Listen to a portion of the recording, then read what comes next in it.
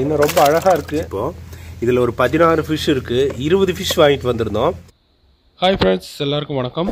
இன்றைக்கி நம்மக்கிட்ட கொஞ்சம் ஷார்க் எல்லாம் இருக்குது. இந்த ஷார்க் எல்லாம் பிடிச்சி நம்ம ஃப்ரெண்ட் ஒருத்தருக்கு கொண்டு போய் கொடுக்க போகிறோம். அவங்க கடையில் அதாவது ஃபிஷ்ஷு சேல் பண்ணிகிட்ருக்காங்க, அக்வாரியம் வச்சுருக்காங்க. அதனால் அவருக்கு கொண்டு போய் கொடுக்கலாம் அப்படின்ட்டு பிடிச்சிட்ருக்கோம். அந்த வீடியோ தான் இன்றைக்கி நம்ம பார்க்க போகிறோம். வாங்க வீடியோக்குள்ளே போகலாம். இது வந்து ஷார்க்கு, சில்வர் ஷார்க்குன்னு சொல்லுவோம் இல்லையா, அந்த ஃபிஷ் தான் இது. நாங்கள் சின்ன குஞ்சுலேயே வந்து வாங்கிட்டு வந்து விட்டுருந்தோம். நல்லா பெருசாகிடுச்சு. இப்போது இதில் ஒரு 16 ஃபிஷ் இருக்குது. 20 ஃபிஷ் வாங்கிட்டு வந்திருந்தோம்.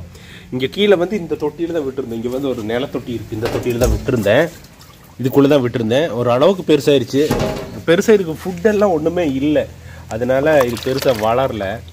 இப்போ இந்த ஃபிஷ்ஷெல்லாம் வந்து நம்ம ஃப்ரெண்ட் ஒருத்தருக்கு கேட்டிருக்காரு, அவருக்கு கொடுக்கறதுக்கு போகிறேன். அது இன்னும் ரொம்ப அழகாக இருக்குது. பிடிக்க முடியாது, பிடிச்சா கிழிச்சு போடும் மாதிரி இருக்குது. ஆனால் அது கையில் பிடிக்கவே முடியல. ஏன்னா கையில் பிடிச்சோம்னா எப்படி பிடிச்சாலுமே கையில் காயமாகிடுதுங்க. எப்படி பிடிச்சாலுமே காயமாகிடுதுங்க. 6 தானே? 1 2 3 4 5 ஃபிஷ், 5 எண்ணெய் போட்டிருக்கு. அதுக்குள்ளே எல்லாமே பார்த்தீங்கன்னா ஒரு 100-200 கிராம் அந்த மாதிரி இருக்குன்னு நினைக்கிறேன் ஒவ்வொன்றுமே.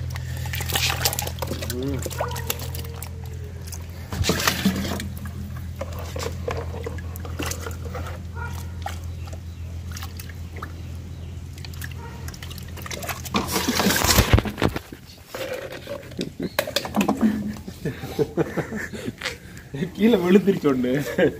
டக்குன்னு குதிக்குது. எப்படி போட்டாலுமே குதிச்சிருது. நமக்கு இது பண்ணவே விட மாட்டேங்குது. பாருங்கள் எப்படி மேலே வருது பாருங்கதா. மேலே தான் வருதுதா பாருங்கதா, எப்படி வந்துருச்சு பாருங்க. தண்ணி கொஞ்சம் ஊற்றிடலாம் லைட்டா. அந்த கப்பை வச்சுக்கு.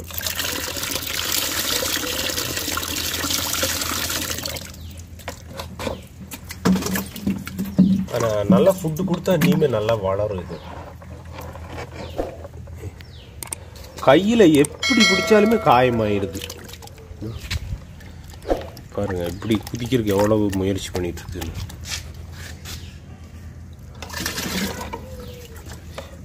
போட்டுட்டோம் 11 பீஸ் 10 பீஸ் போட்டோம்.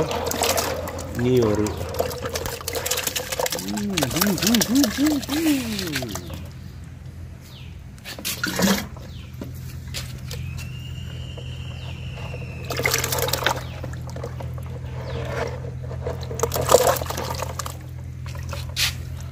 போட்டோம்னா எப்படி ஒரு 2 கிலோவெல்லாம் வந்துடும். நல்லா இது. ஏன் குடத்துல போடுறோம்னா கவரில் போட்டால் கிழிச்சு போடுன்னு சொல்லி குடத்துல போடலாம்.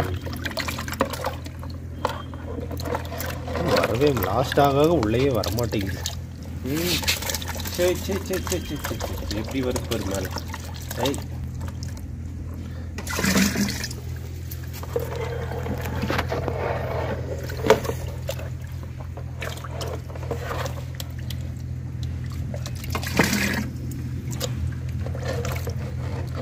வாங்க 2 பேர்.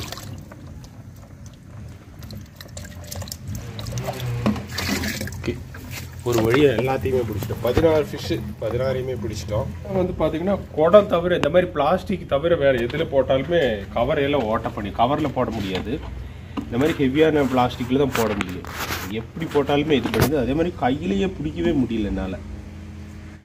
ஃப்ரெண்ட்ஸ், நம்ம ஒரு வழியாக ஃபிஷ் எல்லாம் பிடிச்சிட்டோம். எல்லாத்தையுமே பிடிச்சி குடத்தில் ஆக்கிட்டோம். ஒரு 16 ஃபிஷ் இருக்குங்க. இந்த 16 அனைத்தையுமே எடுத்துகிட்டு நம்ம பொள்ளாச்சி போகிறோம். பொள்ளாச்சியில் நான் சொன்னேன் இல்லையா, அந்த அக்வாரியம், அங்கே தான் கொண்டு போய் இதை கொடுக்குறக்கு போகிறோம். எல்லாமே குடத்தில் பிடிச்சிட்டோம், சேஃப்டியாக வச்சுட்டோம். நான் இன்றைக்கி வந்து ஒரு ஆக்டிவாவில் நானும் ஆதர்ஷ் 2 பேருமே தான் போயிட்டுருக்கோம்.